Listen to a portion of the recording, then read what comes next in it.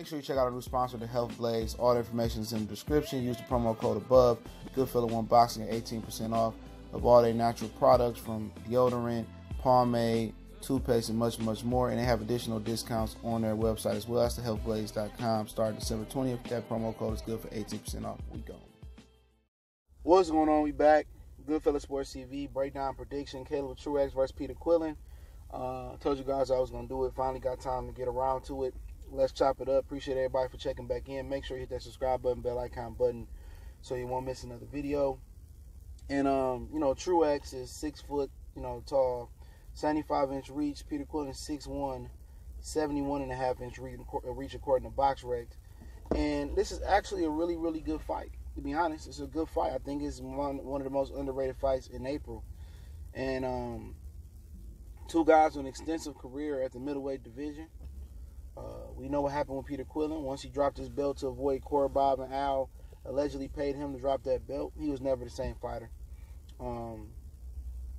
Caleb Truax, he got stopped by Danny at middleweight, I think. Eventually went up to super middleweight.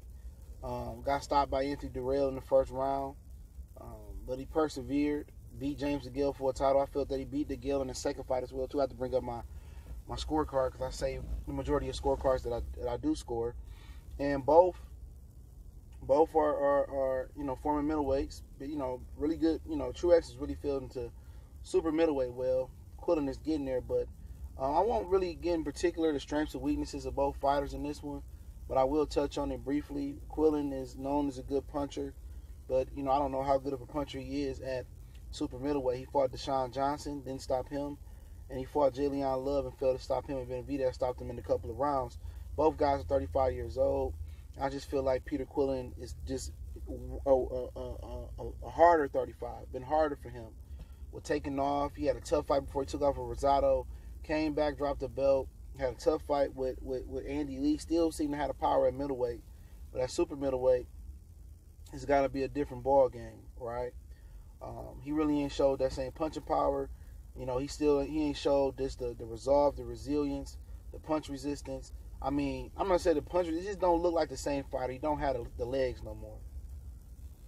He don't have the natural athletic ability. He looked 35. He feel 35. He fight 35. Truax is just seen to be, steady. Basic, steady pressure fighter that just, walks you down real strong. Come behind the high guard, can roll the shots. He's a real steady, solid fighter, man. He's a really, really solid fighter. And I respect that out of him, but talking about the advantages, Peter Quillin, I really can't say. That's why I can't really do the advantages, because Peter Quillin, seemed to be just overall thinking in my mind, he's the more athletic fighter with his feet and with his hands for the most part. Just talking about sheer speed, I think Caleb Truax is had better technical footwork. And I talk about Earl Spence footwork, people say, he ain't got no footwork. Mikey got better footwork than him. And obviously, I knew people don't know what the fuck they was talking about. Because Earl Spence, of course, he don't have a flashy footwork, but what he does is he cut the ring off on you very well. That's technique. Caleb Truax can cut the ring off and close the distance on fighters very well. He done that with James DeGale. Peter Quillin seemed to have, better movement, even at super middleweight, just better natural, fleet of foot movement. It's not what it used to be for him. He still got pretty good solid hand speed, maybe a little bit better than Caleb Truax, maybe a little bit more flashy than him. But he throws hooks, you know what I'm saying? Throws a lot of hooks. He don't throw a lot of straight punches. Is the problem with him. That's been his whole problem. He lived off the left hook, the right hook, never really developed the jab, double, triple the jab up, putting the right hand behind the jab, never became a really complete fighter, never really went to the body, just a guy that really headhunted for the majority of his career. And, he throws uppercuts and stuff of that name, but he never really evolved into a complete fighter. He started off with Freddie Roach, ended up with Egg Brown, now he was somebody else. I believe and I think those looping shots play into Caleb Truax's game plan, because he likes the high guard, so he'll be able to pick those looping shots off. If you ain't got to worry about no straight shots coming, no jab coming, Truax is going to walk down Peter Quillin, in my opinion. And it's going to be a dogfight, and Peter Quillin going to be able to get his hooks there before Caleb Truax get his short shots there. It's really what the fight going to come down to, in my personal opinion. But Truax is a really tough, gritty guy. He's an intangibles guy. He's a guy that got a lot of heart, a lot of resilience. He got knocked out a couple of times, came back even better. He been to the top of the mountain. He fell off. He's been falling off the mountain. He's resilient, and he's got a lot of resolve, and he just bounced back. That's what you love about him. That's something that Peter Quillin hasn't shown in his career. Once he dropped his belt and took that money to drop his belt, you know what I'm saying? It's just like he's never showed the ability to bounce back. You know, got knocked out by Danny Jacobs. He never truly bounced back. He disappeared after that. After a while, he dropped his belt, disappeared for a minute. So, like I said, the mental edge, the heart edge, I believe the jaw edge. You know, the jaw's probably right around even. But the mental fortitude, just the intangible edge, I'm giving that to Truax. You know what I'm saying? Bar none. I just think he's the more, you know, he's a more resilient fighter, man. Peter Quillin is just really mentally fragile. And I like Peter Quillin. I ain't got nothing bad to say about the guy. You know, hopefully, you know, he don't hear this and take it personal.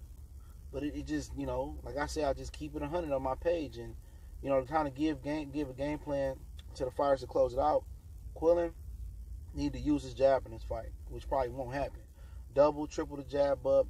You know, keep him off balance with the jab. Then turn your jab over to a left hook, or put your right hand behind the jab, which he don't throw no straight right hands at all. Or put your right hook behind the jab. He's a hook master. Everything is leading off the hook, but he need to use his jab, double, triple his jab up, use his hook, put the right hand, keep Truax off balance. Truax get on the inside, hold him. And if you gotta fight Truax on the inside, shorten those hooks up and try to come up under with a right uppercut. When Truax get on the inside, kind of bang the body too to kind of slow Truax's pace down, because Truax has probably got the better condition of the fighters. He's been more active and he's been in more of the tougher fights, in my opinion. He got more clout at super middleweight too, you know. But for Quillin, it's really about, you know, holding on the inside, keep him on the outside, use your jab, and outbox him from the outside, using your jab and your hooks, straight right hand, keeping him off balance. And when you get on the inside, if you can't hold him, you know, shorten your shots up, right uppercut, body work as well on the inside is very imperative to slow Truax down. If Peter Quillin don't put no body work in and don't use his jab, he's gonna lose this fight, because Truax is just gonna walk him down. Or if we don't have the power to hurt Truax at super middleweight, if he got the power to hurt Truax at super middleweight, then he can get away with being a hook master. Then Truax is probably gonna be a little gun shy and be wary for coming inside. And if power is able to keep Truax on the outside, you know, he'd beat Truax. He'd pick Truax apart on the outside. And they sparred before. If you ain't seen the face-off, I'll put that link in the description. They sparred before. You know, they have. They sparred before, and yeah, they just sparring stories, man. But you know, his power gonna have to keep Truax on the outside and keep him honest, or his ability. And I don't see him using his jab and having that ability to keep him on the outside and pick him off from the outside. But if the fighters on the outside favor Quillin, if Quillin don't keep Truax on the outside with his power or his ability, I favor Truax. And Truax, I believe, is going to get on the inside. He's going to use his jab good enough. He's going to really, you know, hit Quillin to the body, beat Quillin up to the head. He's going to try to press Quillin. And Quillin's stamina, I haven't really, you know, seen it. It used to be what it is. And I think, you know, Truax is going to work that body, use that jab, you know, chop the chi around, you know, come up with an uppercut. And I think if he can take Peter Quillin power, where he can pick those looping hooks off and punch in between them, I think Caleb Truax had an opportunity to get the stoppage. I think both guys can stop each other, but I think Caleb Truax can get a stoppage and grind him down. Body work.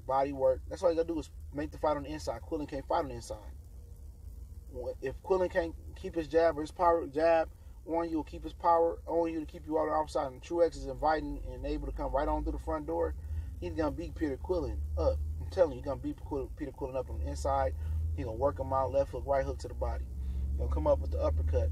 He's gonna stalk him. So Peter Quillin, his work rate is gonna have to, if this fight gonna be at the middle range or Truax gonna be able to come through the front door, Peter Quillin work rate gotta stay up.